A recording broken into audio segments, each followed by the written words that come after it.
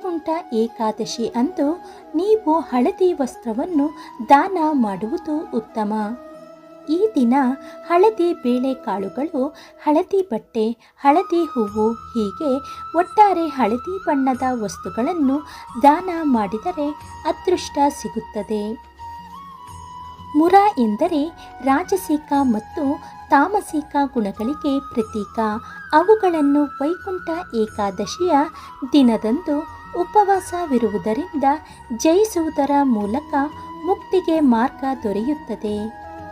ಚಿಕ್ಕ ಮಕ್ಕಳು ಅಂದರೆ 5 ವರ್ಷದಿಂದ ಕೆಳಗೆ ಇರುವ ಮಕ್ಕಳು ವೈಕುಂಠ ಏಕಾದಶಿ ಆಚರಣೆ ಮಾಡಬಾರದು. 80ರಿಂದ 85 ವರ್ಷದ ಮೇಲೆ ಇರುವವರು ಕೂಡ ಮಾಡಬಾರದು.